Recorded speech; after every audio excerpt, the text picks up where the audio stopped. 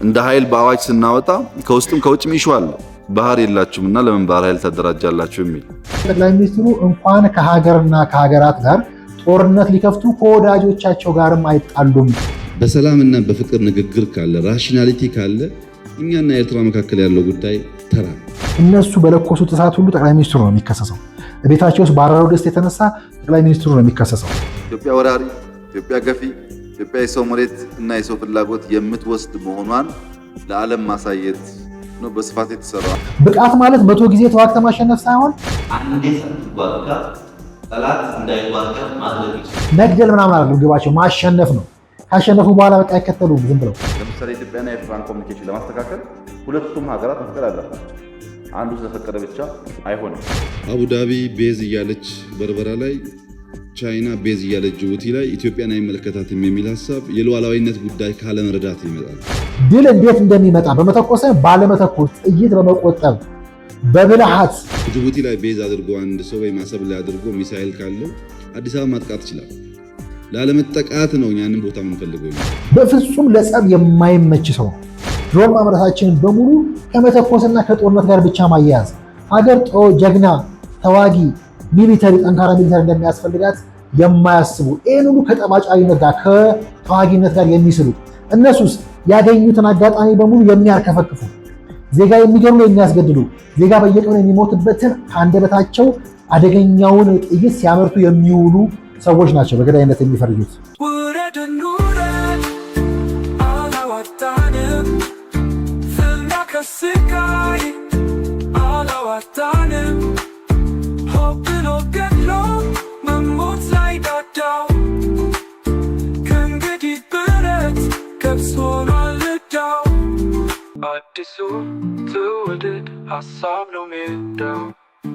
ሰላም ጤና ይስጥልን። የተወደዳችሁ የሜዳችን ታዳሚዎች እንደምን አላችሁ?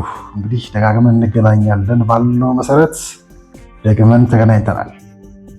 ወራሪው ጠበኛውና ጦረኛው መሪ ብለን ዛሬ ደግሞ እስኪ ልንገልጥ ወይም ልናጋልጥ ነው።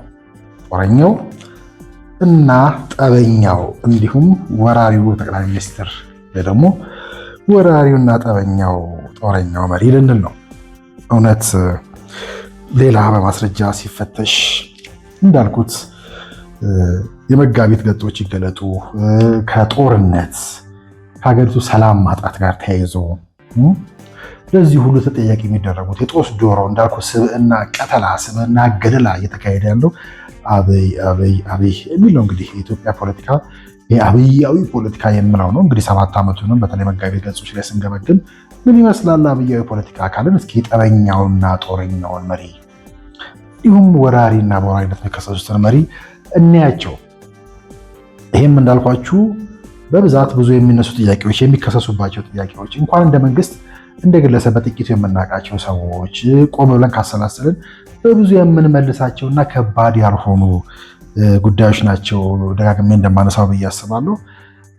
ይህም ጉዳይ እንደ አጋጣሚ ሆኖ በእርግጥ አሁን ካለንበት ወቅታዊ ጉዳይ አንጻር እናየዋለን። ዓለም የሚፈልገው ከኤርትራ ጋር ተያይዞ ያለው ጉዳይ፣ ትግራይ ውስጥ የገጠመንና ወደ አማራ ክልል የሚካሄደው ጉዳይ እንዲሁም እንደ ዓለምም ያለንበት ከዓለም አቀፍ ዓለም ላይ ካለው ትሬንድ አንጻርም ልናየው የምንችለው ጉዳይ ነው። ጠበኛውና ጦረኛው እንዲሁም ወራሪ የሚለው ጉዳይ ማለት ነው።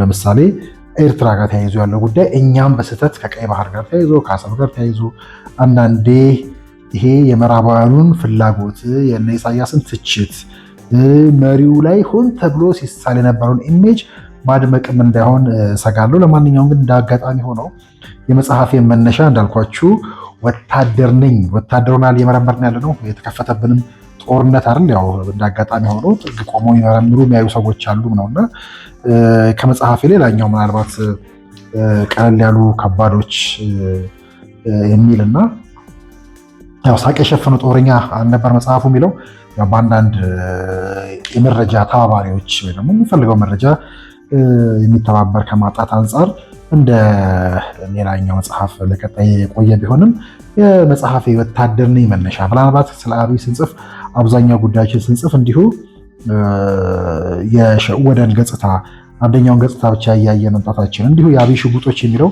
ከዚሁ ቀጥሎ ያለ 100 ውጊያዎችን ያከሸፉ ሳቆች፣ ሶስቱ የአብይ ሽጉጦች የሚሉ ጉዳዮች በሙሉ አሁን ከምናነሳው ጉዳይ ጋር የተያያዘ መሆኑ እንደተጠበቀ ሆኖ ግን እስኪ ጠበኛውን፣ ወራሪውን፣ ጦረኛውን መሪ ስንፈልግ እውነት ነው ውሸት ነው የሚል ምላሽ ውስጥ አንገባም። ማሳያ ነው የምናመጣው። አዎ እውነትስ ቢሆን አለመሆንስ ይችላል ወይ? ከሆነስ ምን ማለት ነው? አይደለም ምንም ነውንም በደፈናው ከመመለስ ይልቅ ጉዳዩ እንዳልኳችሁ በጥቂቱም ቢሆን ወታደርነኝ ስጽፍ የጦርነት የወታደርነት የአንድ ሀገር አርሚ አስፈላጊነት እና የአንድ ሀገር የጦር ኃይሎች ጠቅላይ አዛዥ መገለጫዎችና ሊኖሩት የሚገባው ኳሊቲዎች አንጻር ሁሉ ካልተመዘነ ወደ ሌላ ድምዳሜ ስለሚወስዳል።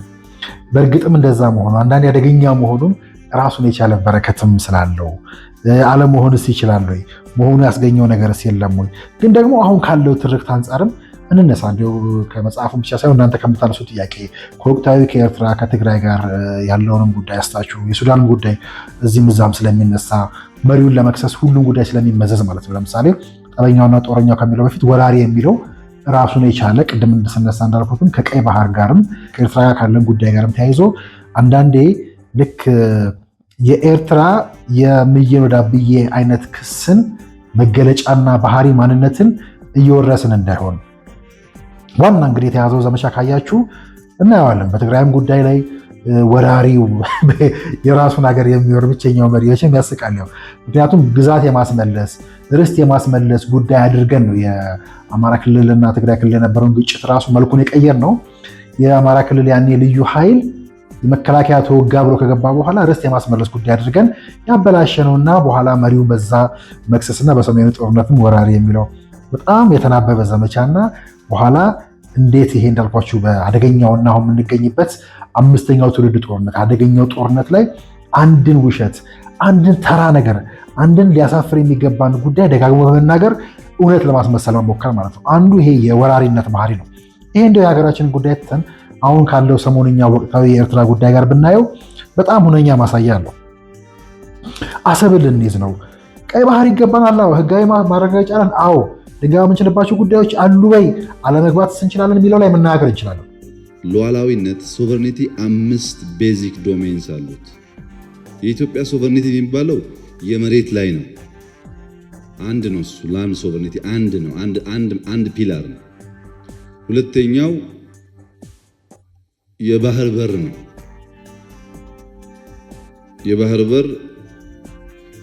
የባህር በር ላይ የሚሰሩ ቤዞች እኛ የምንጠይቅበት ዋናው ምክንያት አቡዳቢ ቤዝ እያለች በርበራ ላይ፣ ቻይና ቤዝ እያለች ጅቡቲ ላይ ኢትዮጵያን አይመለከታትም የሚል ሀሳብ የሉዓላዊነት ጉዳይ ካለመረዳት ይመጣል እንጂ ጅቡቲ ላይ ቤዝ አድርጎ አንድ ሰው ወይ አሰብ ላይ አድርጎ ሚሳኤል ካለው አዲስ አበባ ማጥቃት ይችላል። ላለመጠቃት ነው ያንን ቦታ የምንፈልገው እንጂ ለማጥቃት አይደለም። ሁለተኛው እሱ ነው። ሶስተኛው ስፔስ ነው። ስለ ስፔስ ማንም ሰው አያነሳም። በእኛ ስፔስ ላይ ዓለም እየፈነጨ ነው ያለው። እዛ ሆኖ ሁሉ ነገራችንን እየቦረቦረ እያወቀ ነው ያለው። እሱም ማወቅ አለብን። ራስን ወራሪ አድርጎ የመሳል ጉዳይ እንዳለ ሆኖ ግን ይሄ ገና ሲጀመር ቀደም ብሎ ምዕራባውያኑ ያጠመዱልን ያዘጋጁልን አንድ ወጥመድ ለመሆኑ መሪው አስታውሳለሁ ከዛሬ 4 ዓመት በፊት አካባቢ ቀድሞ ይመስለኛል ከጦር አመራሮች ጋር ካደረጉት ሌላኛው አንዱ ውይይት ውስጥ አስታውሳለሁ ኢትዮጵያን ወራሪ አድርጎ የመሳል ወይ ደግሞ ከጎረቤቶቿ ጋር እንድትጋጭ ከጎረቤቶቿ ጋር ግጭት ውስጥ እንድትገባ የማድረግ ወጥመዶችን አዝማሚያዎች እንደሚደገሱላቸው ከምዕራባውያኑ ከኤርትራ ጋር ከሱዳን ጋር በሉት ከሌሎች ጎረቤቶች ጋር በሙሉ ወጥመድ ይዘጋጅ እንደነበር ወይ ደግሞ ኢትዮጵያን ወራሪ የማስመሰል ወይ ደግሞ ግጭት ፈላጊ ግጭት ቀስቃሽ የማስመሰል ፍላጎት አሁን ጦርነቱ ከገባን በኋላ አሁን ከተፋጠጥን በኋላ ሳይሆን የዛሬ 4 ዓመት ምናምን የሚያነሱ ጠቅላይ ሚኒስትሩ ከዛ ኢትዮጵያ በዘመናት ወደ ኋላ ታሪክን ብታዩ እንዲህ አድርጎ በገዛ ድንበሯ ላይ መጥተው ከበዋት ይዘዋት ወራሪ የማስመሰል የራሷን ሉዓላዊነት ደፍሮ ወራሪ የማስመሰል ጉዳዮች የዛሬ ብቻ አይደሉም። ጠቅላይ ሚኒስትሩ ማሳያ ማምጥቶ ማሳያ ስለሚቻል ማለት ነው። 4-5 ዓመት በፊት የተናገሯቸው ጉዳዮች ብናመጣም ከጎረቤት ጋር እንደዛ ለማድረግ ይሞክሩ እንደነበረ እና ካርታ መዘው እንደጨረሱ ወሳኝ ጉዳዮች አልሚ ውስጥ አንደኛው ስጋት የአካባቢውን ተዳሰሳ የውስጣዊ ተጋላጭነት ስጋትን በደንብ ማወቅ ነው። ምንድነው በውስጥና በውጭ ያለው ቢለው ማወቅ። አሁን አንድ ኤግዛምፕል ለምሳሌ ትንሽ ራቅ ያሉ ከኛ ራቅ ያሉ ኃይሎች በቀጥታኛ ጋር መነጋገር ስለማይችሉ ከዚህ ሱዳንን፣ ከዚህ ሶማሌን፣ ከዚህ ጅቡቲን፣ ከዚህ ሳውት ሱዳንን አካባቢ በሙሉ ይቀሰቅሱብናል። ግማሹን በድንበር ግማሹን በሆነ ነገር። ሰሞኑን የነበረው ዋናው ዘመቻ አካባቢ ላይ ያለው አገራት በሙሉ እንዲነሱ ኢትዮጵያ ወራሪ፣ ኢትዮጵያ ገፊ፣ ኢትዮጵያ የሰው መሬት እና የሰው ፍላጎት የምትወስድ መሆኗን ለዓለም ማሳየት ነው በስፋት የተሰራው። ያንንም ደግሞ በምን እንደያደረጉት ከነ ሱዳን ከሌሎች ጋር ያለን ጉዳይንም በይሄድን በመፍታትና በሰላማዊ መንገድ ያንን በማድረግ አክሽፈነዋል ነው የሚሉት። ዝም ብሎ ከሳቸው እንኳን ለመነሳት ማለት ነው። የሰሞኑ ጉዳይ እንዳለ ሆኖ ማለት ነው። በሱዳን ጉዳይ የምንከሰስበት ጉዳይ እንዳለ ሆኖ እነ ዩኤን እንዳያችሁት በሱዳን ጉዳይ ላይ እነማን ጣልቃ እንደገቡ እነማን ሀገራት ጦርነቱ ላይ ተሳታፊ እንደሆኑ የሚያነሱት ማስረጃና መረጃ በአደባባይ ሲወጣ የኢትዮጵያ ስም ሲጠቀስ አላየንም። መቼም ሊያጋጩን ፈልገዋል። ማጋጨት እንደማያዋጣ ሪቨርስ ለማድረግ ተሞክሯል። በአጠቃላይ ጎረቤት ሀገሮች ላይ የነበሩ ሙከራዎች ቢያንስ አሁን ከሽፈዋል። ተጨማሪ አዲስ ዲዛይን እስኪመጣ ድረስ ቢያንስ አሁን ሁሉም ጎረቤቶች ኮንሸስ መሆንና ችግርም ካለ በእኛ ጉዳይ አለበለዚያ በኤጀንትነት ማገልገል እንደማያስፈልግ ተግባብተናል። ስጋቱን ከዛ አንጻር ማየት ያስፈልጋል። መቼም ሱዳን ላይ በኩራት መራመድ የቻሉ ሁለቱንም መሪዎች በሰላማዊ መንገድ ለማናገር የሞከሩ እሱ ብቻ አይደለም። ድንበር እኛ የተወሰደብን መሬት እያለ ሱዳን ጦርነት ውስጥ ናት ብላ በሞራል ልዕልና ዝም ብላ ያልወሰደች ሀገር ናት ኢትዮጵያ። እሱ ብቻ አይደለም። አሁን የምንከሰስበት የኤርትራ ጉዳይ እውነት እኛን ወራሪ አድርጎ ለመሳል የሚደረገው ጥረትና እኛም እንወራለን እንገባለን የሚለው አደገኛ ትርክት እንዳለ ሆኖ ግን እንዲያው ጠቅላይ ሚኒስትሩ ምን ነበር ቀድሞ ሲሉ የነበረው? የኤርትራ ህዝብና የኢትዮጵያ ህዝብ መሬት አይደለም የቸገረው፣ ጉዳዩ መሬት አይደለም። አስታውሳለሁ ከምሁራን ጋር በነበራቸው ውይይት ምንድነው በቃ አንድ ህድሞ መሬት ወደዚህ ከሄደ ወደዛ ሄዳል አለን ካሉን ሰዓቸው እንችላል። አንድ ህድሞ መሬት ወደዛ ሄደ ወደዚህ መጣ ከኤርትራና ከኢትዮጵያ ህዝብ ማንነት አይበልጥም። ህዝቡ መሬት አልናፈቀው፣ መሬት አይደለም የናፈቀን፣ መሬት ሊያጣላን አይችልም የሚለውን አስምረው ሲናገሩ ፕሬዝዳንቱ ሲመጡ ሽሻይ እኔ ፕሪፈር ማድረገው መቀሌ ይዣቸው መጣ ነበር። ልንገርህ መቀሌ ያላመጣኋቸው ምታቃቸው የማይሆን ነገር ሰርተው ትግራይና ኤርትራን እንዳያባሉ ስለፈራው ነው እንጂ መቀሌን ማየት ጥቅሙ ምንድነው? መቀሌ በጣም በብዙ እጥፍ ከአስመራ ትሻላለች። እሱም ቢያዩ ይቆጫሉ። ግን ሐዋሳ ሄዱ፣ እንዳየኸው ከተማ ጎበኙ፣ ህዝቡ ደስ አለው። ሌላ ንግግር የለም። ምን ተነጋገርን? አየር መንገድ ይጀመራል። ምን ተነጋገርን? ኤምባሲ ይከፈታል። ምን ተነጋገርን? አሰብ ላይ 10ም 20ም ኮንቴነር እንጀምራለን።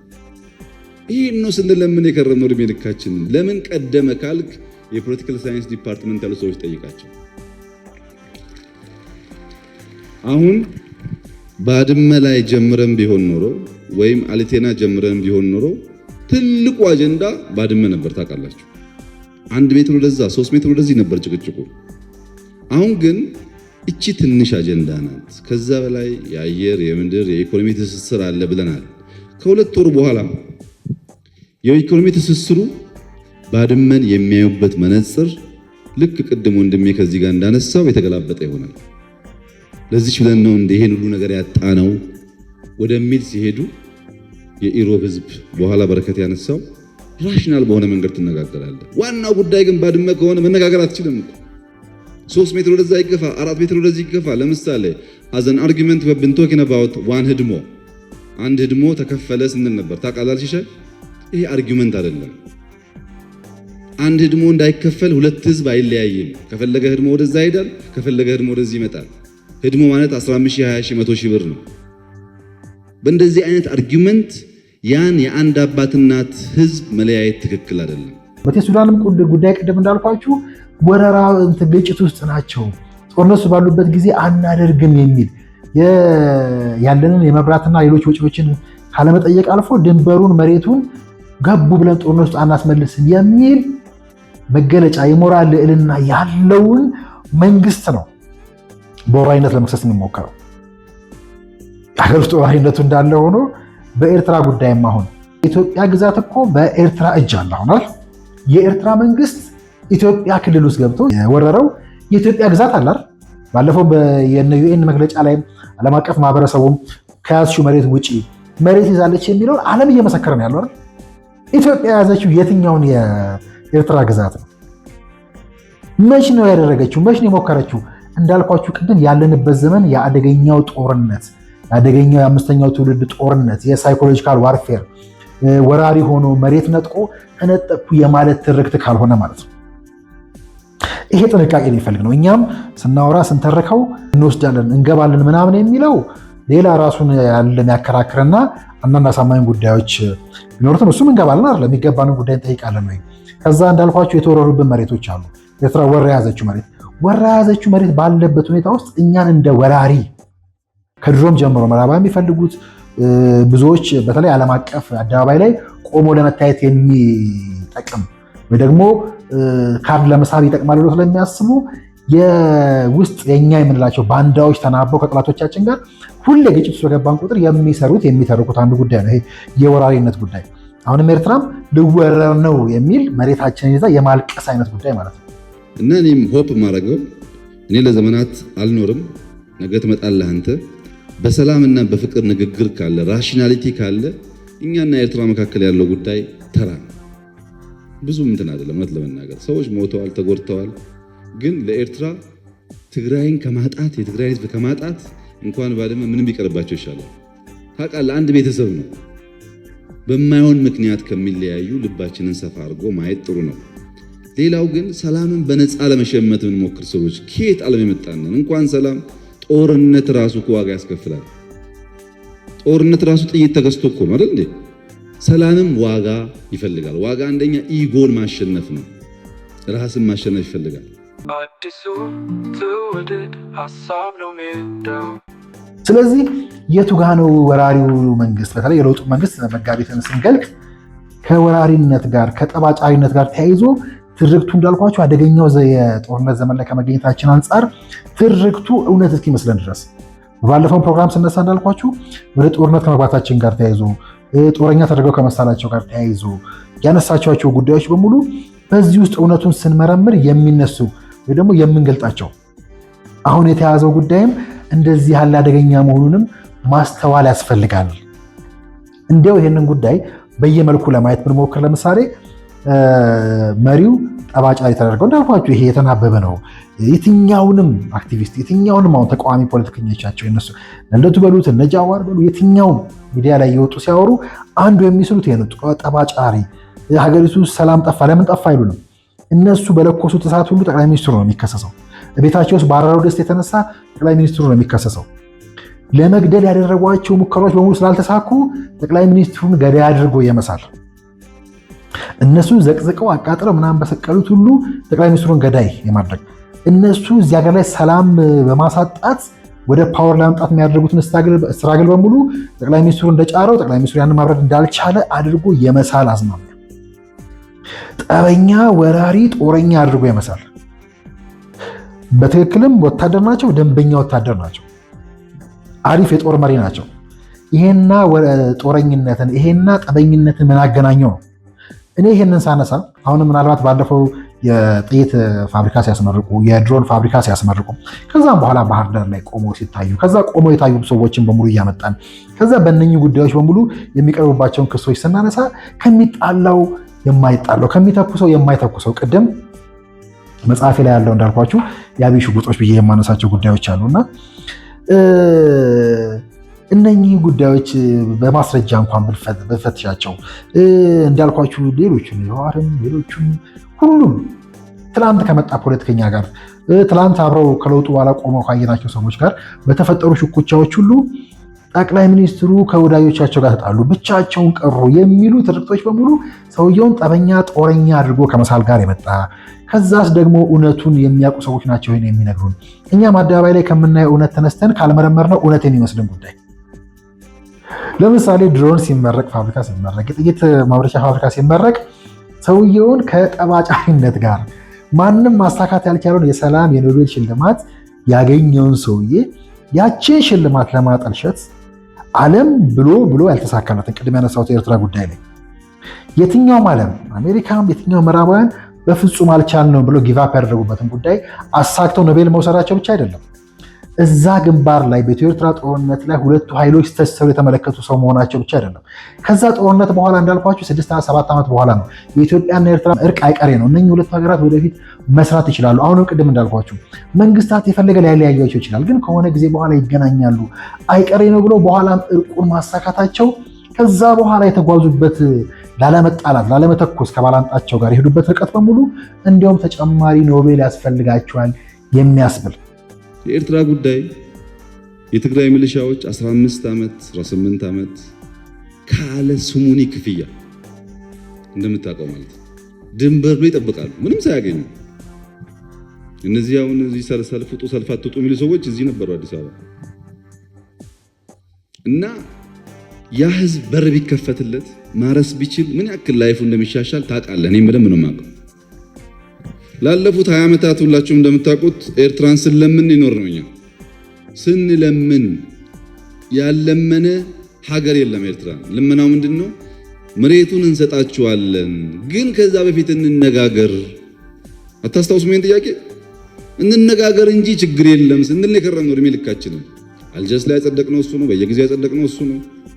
አሁን እኛ ምንድነው ያደረግነው? መቼም ምሁራን ናችሁ በዛው እንዲገባችሁ። ዴሌጌሽን መጣ ከኤርትራ። እኔ ያልተነጋገርኩም ዴሌጌሽኑ ጋር ምሳ ጋበሱ። አዋሳ ሄዱ፣ ኢንዱስትሪያል ፓርክ ጎበኙ። ከዛ ወደ ሲኤምሲ አዲስ ሰፈር አስጎበኝ ናቸው ላክ ናቸው። አማርኛው ምንድነው? ኢትዮጵያ በጣም እየሄደች ነው አትዘናጉ ማለት ነው። እንዳልኩትና ሁሌ እንደሚያስቀው በድሮና በድሮንነት መካከል ያለው ንጽጽር ስንሰራ ወደ አምራችነት የተሸጋገሩበትን ሁኔታ አይተን ድሮን ሲያመርቱ የጥይት ፋብሪካ ጥይት ማምረት ተተኳሾችን ማምረት ስንችል ከጠባጫሪነት ጋር እንትን አያመርቱም የሚል በጣም የወረደ ድሮ ላይ የቆመ ከሀገርም ከአምራችነትም ከእውነትም ከዘመኑም የራቀ ሰው ትችት ያው ባለፈው በተወሰነ መልኩ እንደነካሁት ስቀን የምናልፈው መሆን እንደተጠበቀ ሆኖ ብዙ አለማወቅ ውስጡ እንዳለበት ሆኖ ያው የድማሚትና የኖቤል ሽልማትንም ጉዳይ አብሮ ማስታወስ ይገባል አንዳንድ ሰዎች እና እስኪ ሲመረቁ እነኛውን ባህር ዳር ላይም በሉት የጥይት ፋብሪካው ሲመረቅም ድሮንም ሲመረቅ ከዛ እኔም የማየት አጋጣሚ ኖረኝ ወይ ደግሞ እነኚህ ተቋማት ይመራሉ ከሚባሉ ሰዎች ጋር እንዲሁ ማሳያ ጉዳዮችን እያነሳን ስናይ ባለፈው የቨርቹዋል ዲፌንሱ ላይ የድሮና ድሮንነት እያልን ስናሳይ ምናልባት ከጠቅላይ ሚኒስትሩ ጋር አብረው እነ ተመስገንን ስታዩ ነበር፣ እነ ዶክተር አብርሃምን ስታዩ ነበሩ። እነዚህን ሰዎች ማየታችን ብቻ አይደለም አብረዋቸው መታየታቸውን እንደ ቀላል ልናየው እንችላለን። ግን ለመነሻ እነኚህ ፎቶዎች፣ እነኚህ ምስሎች፣ እነኚህ ማሳያዎች እንከተል። ዛሬ ጠቅላይ ሚኒስትሩን ከወዳጆቻቸው ጋር ሙሉ ተጣሉ፣ ለምንድነው ከሰው ጋር ሙሉ የሚጣሉ ጠበኛ ናቸው ለምንለው ትናንትና ከለውጡ በኋላ የመጡ ሰዎችና ከለውጡ በኋላ የምናውቀውን ማሳያ ይዘን ነው የምንነሳው።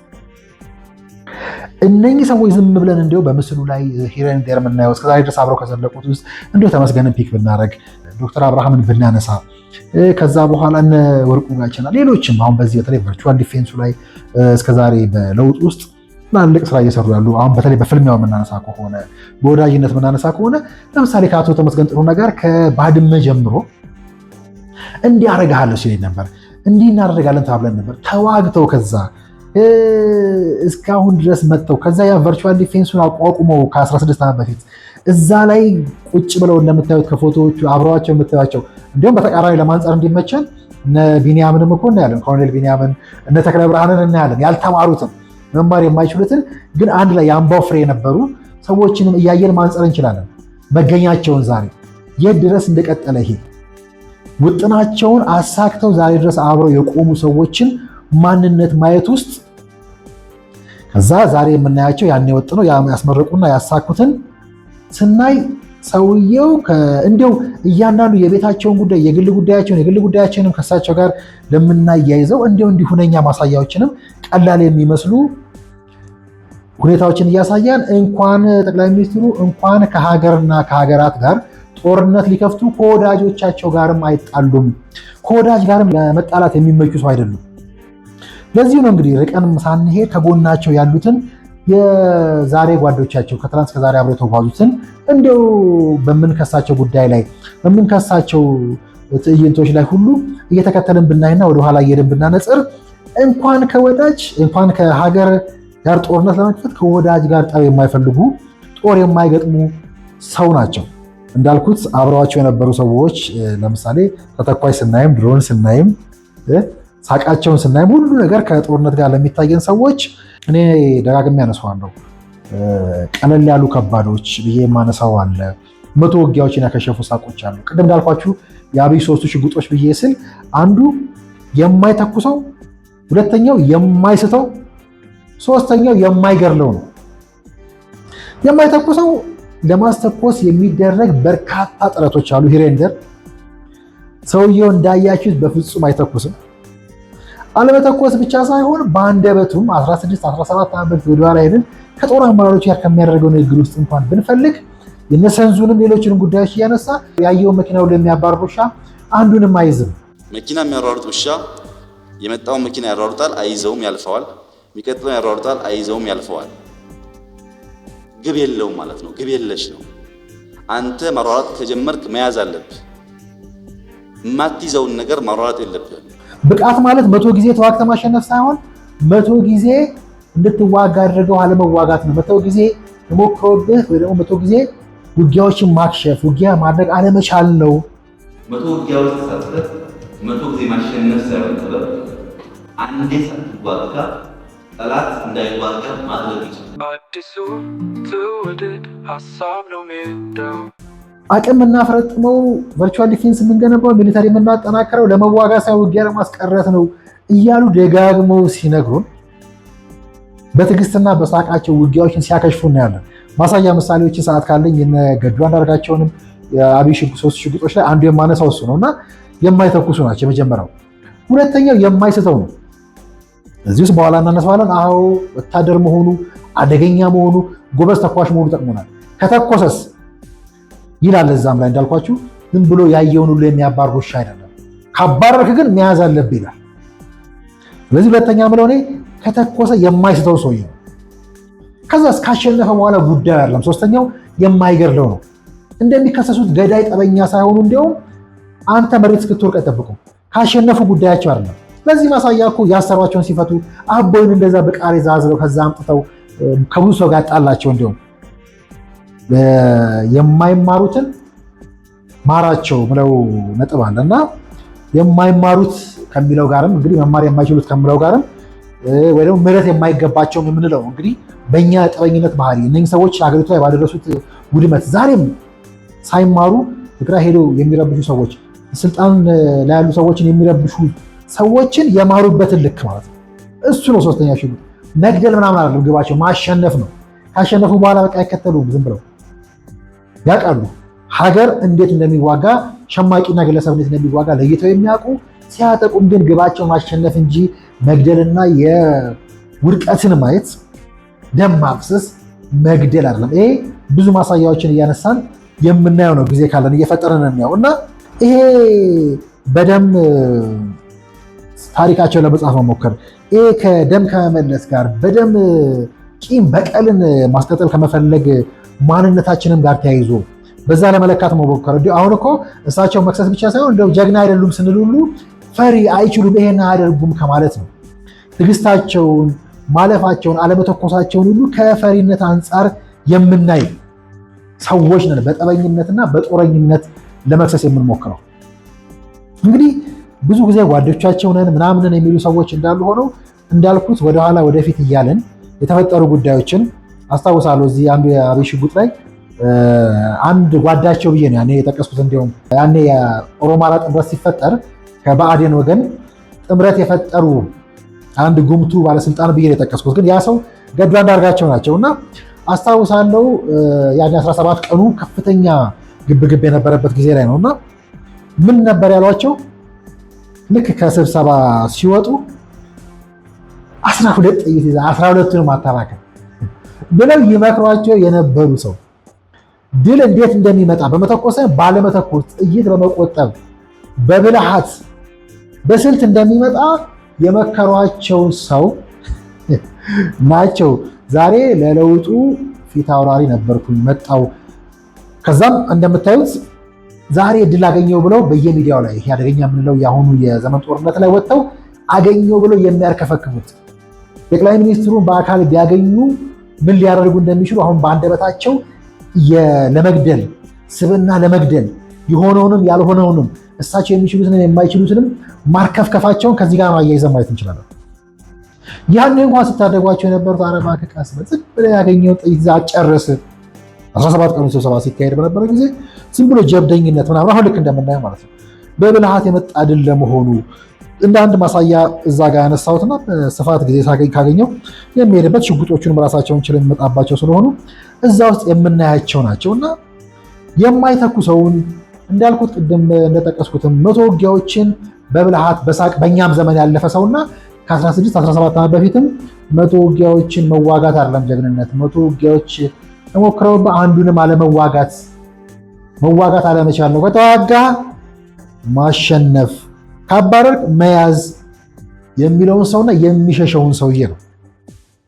ሌላም ባለፈው በተወሰነ መልኩ ጀምሬላችሁ ያልቀጠለ ግን ማሳያዎች ያቀረብኩበት እነ ባልቻን ፍለጋ ብዬ ስል የነበላይን ተምሳሌት የሚያነሳበት እነ ባልቻን ምሳሌ የሚያነሳበት በቀልን ላለማስቀጠል ይቅር ለማለት የገረፉትን ያስገረፉትን ትክክለኛ ጠላት የሆኑ ሰዎችን ይቅር የሚለውን ሰውዬ እኔ እንዲሁ እምለዋለሁ። ሌላም ቦታ ላይ ለጸብ የማይመቸው እንኳን ከሀገር እንኳን ከጓዶቹ ጋር ከዘበኛና ከጽዳት ጋር ለመጣላት አይመችም።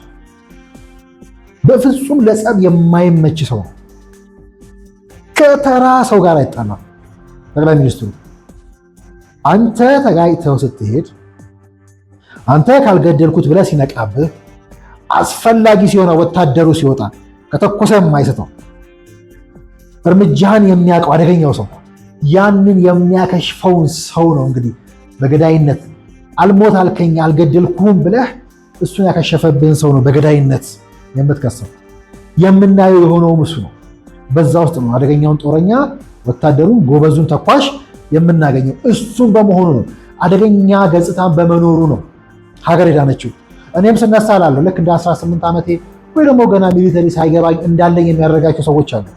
እኔም ድሮ ስጽፍ ነጩን እርግብ በቃ ነጩን አብይ ምንም መተኮስ የማይችለውን ከውጊያ ጋር የማይገናኘውን ለመሳል ሞክር የነበረውን አላዋቂነት ሀገር ወታደር እንደሚያስፈልጋት ሀገር ጀግና እንደሚያስፈልጋት ካልተረዳሁት እኔ ጋር ነው አንዳንድ ቂላቂሎችን የማስታወስ የማያቸው።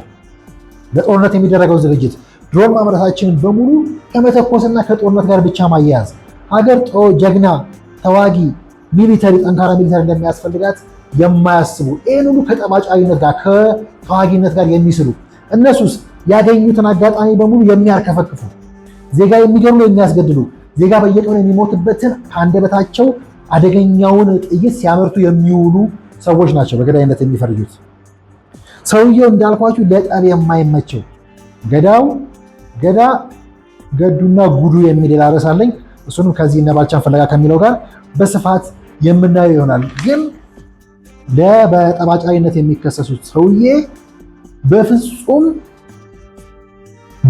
ለጠብ ሩቅ በመሆን ጠብን በማክሸፍ ከጠብ በመራቅ የሚታወቁ ሌላው ግን እንደ ስልት ዓለም አቀፍ ማህበረሰቡን ለማሰባሰብ ስለሚጠቅም ሰውየው ዓለም አቀፍ እውቅና ያገኙበትን በጣም ስኬታማ የሆኑባቸውን የሰላም ጉዳዮች ለሰላም የሚሄዱበትን ርቀት ለማጠልሸት ከምንም በላይ ደግሞ በብልሃት የተያዘው ሰላምና ያስፈልገናል ብለው የሚሰብኩትን ሰላም ሀገሪቱ ላይ በማደፍረስ ወደ ወንበሩ መምጣት የሚፈልጉ ሰዎች ከምንም በላይ ደግሞ በመፈንቅለ መንግስት ሙከራዎች በሉት መሪው ላይ ተደጋጋሚ የግድያ ሙከራዎች በማድረግ ያልተሳካለት መግደል ፈልጎ ያልተሳካለት በሙሉ ግድያውን ያከሸፈ በሙሉ ሊገድሉ ያሰቡትን በሙሉ የማረውን ሰውዬ በገዳይነት በመክሰስ ውስጥ የሚደረግ ማለት ነው። ይሄ ጉዳይ እንዳልኳችሁ ጀግንነቱ ከቅለቱ ይጀምራል ብዬ መጽሐፍ መነሻ ላይ ቃል ያሉ ከባዶች ብዬ የማነሳው አለ። ሳቁን አዩና እጁን ሲዘረጋላቸው አዩና ይቅርታ ሲያደርግ አይተው ሲያቅፍ አይተው እኔ ልክ ነጭ እርግብ አድርጌ ስለው እንደምሞክረው መተኮስ እንኳን የማይችል ቀሽም አድርገው ነበር ያዩት። ለዛ እኮ ነው በአንድ ቀን በ2 ሳምንት 4 ኪሎ እንገባለን ያሉት። ዛሬ ለተረት የቀረቡ ተረት ሆነው የቀሩ ሰዎች ትግል ብለው እንዳልኳቸው የማሸነፍ ግብም የላቸውም፣ አያሸንፉም። አላማቸውም እሱ አይደለም። ዝም ብሎ የሀገሪቱን ድል የመሪውን ድል የማኮሰስ አሸናፊ እንዳይሆን የማድረግ እየገደሉና እያስገደሉ ገዳይ ብሎ የመፈረጅ ከወራሪዎችና መሬታችንን ከያዙ አካላት ጋር እየሰሩ ወራሪ ብለው የገዛ ሀገራቸውን መሪ መክሰስን ነው። በዚህ ጊዜ ግን ስትከፋ ሀገር የሚያስፈልጋት ወታደር በሚኖር ሰዓት የሚገለጠው ሀገር ወታደር እንደሚያስፈልጋት ገብቶት ትጥቅ እንደሚያስፈልጋት ገብቶት ሳይዋጋ የሚያሸንፍ ሰራዊት እንደሚያስፈልገው ገብቶት ቀድሞ መስራት የጀመረውን ሰው በጦረኝነት መክሰስ ወይ ደግሞ ያን ሁሉ ዘመን ሲሰራ እንዳልነበር አስበው ዝም ብለው አቅለው ገፍተር አድርገው ዙፋን ለሚያስፈልገው ሲመጡ ዋጋ የከፈሉ ሰዎች አልነቀነቅ ያላቸውን ሰው ራሱን የተከላከለውን ሰው ገዳዮቹን አሳዶ ያዘውን ሰው ሀገር ሊያፈርሱ የመጡ ሰዎችን የመለሰውን ሰው በጦረኝነት በገዳይነት በጠበኝነት የመሳል ማለት ነው። አንድ ሀገር መሪ ወይ ደግሞ አንድ ሀገር ሚሊተሪ ወታደር ጎበዝ ተኳሽ እንደሚያስፈልጋት አለመረዳት። ስለዚህ ሲሞክሩት ደግሞ ያቀለል ያለው የሚስቀው ሰውዬ የማይነቀነቅ መሆኑ፣ ጀግንነቱ ከቅለቱ የሚጀምር መሆኑ፣ 100 ጊዜ አልተኩስ ሲልህ መተኮስ አይችልም ብለህ ልትገለው ሲመጣ 101ኛ ጊዜ ላይ ያልሳተህን ሰውዬ ማለት ነው።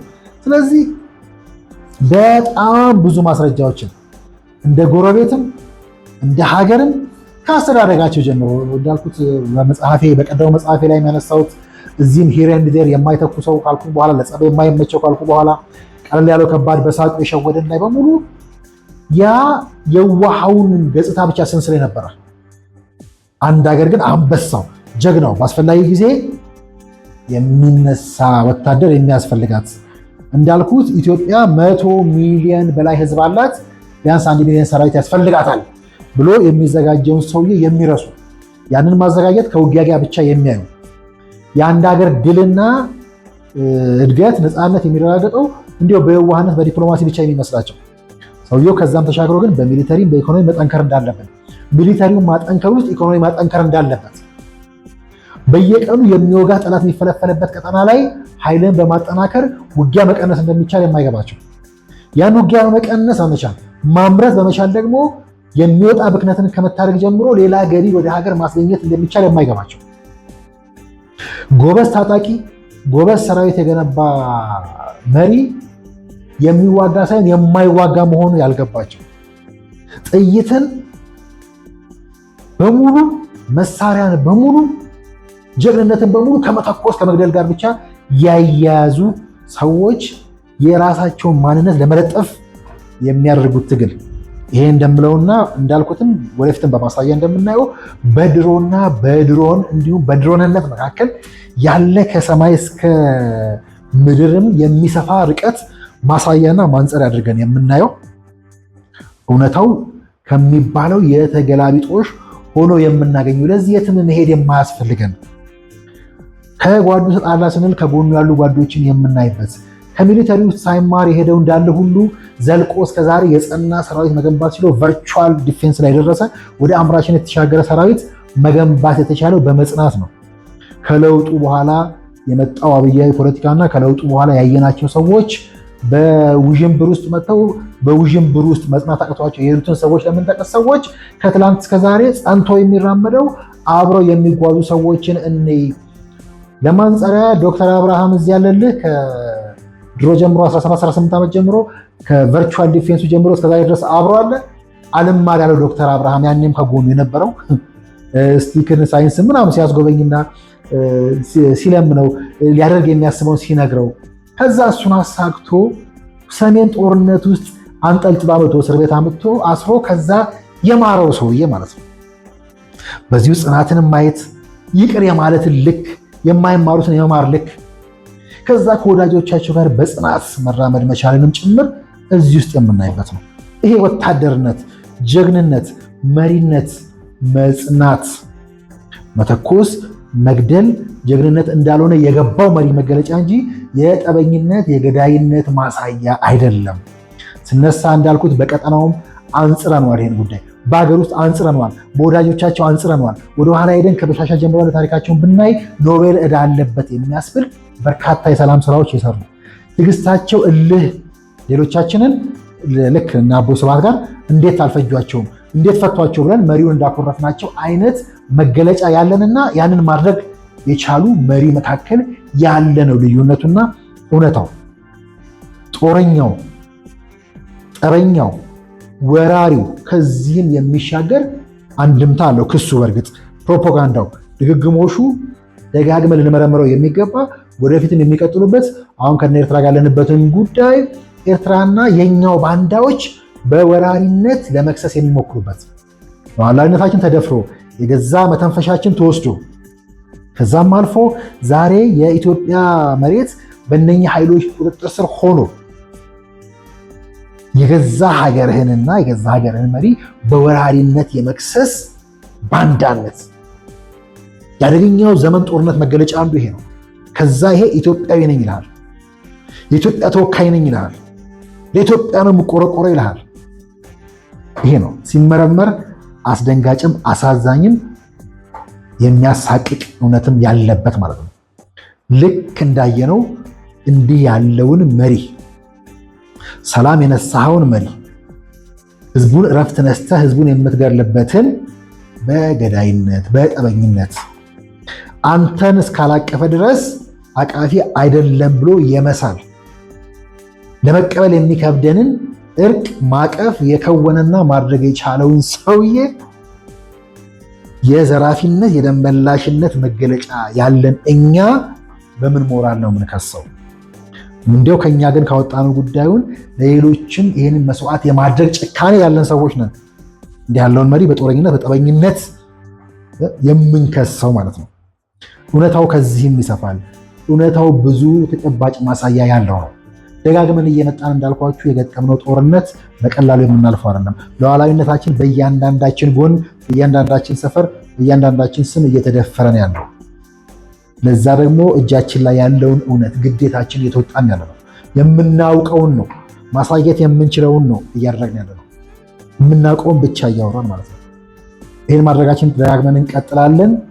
መጽሐፎቹ ይገለጣሉ። የመጋቢት ገጾች ከእናንተ የሚመጡ ጥያቄዎችን እያሰናሰልን ወደፊትም በስፋት የምንሄድበት ይሆናል። ለአብሮነታችሁ ደግሜ ላመስግን። ከሀሳብ ሜዳ ጋር ነበራችሁ። ሀሳብ ሜዳ የሰላም ጋዜጠኝነት የማይነቃነቅ የማይለወጥ መርሃችን ነው። ሰላም ግን እንዲህ ባለ የወታደራዊ ዝግጁነት ዋጋ በመክፈል ጭምር የሚመጣ መሆኑን ጠንቅቀን እናውቃለን። ለዛም እንሰራለን። የሰላም ጋዜጠኝነት መርሃችን እንደሆነ ይቀጥላል።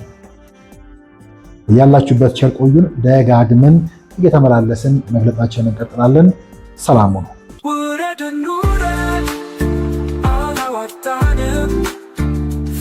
ከስቃይ አላዋጣንም። ሆብሎ ገድሎ መሞት ላይ ዳዳው ከእንግዲህ ብረት ገብስ ሆኗል ዕዳው። አዲሱ ትውልድ ሀሳብ ነው ሜዳው።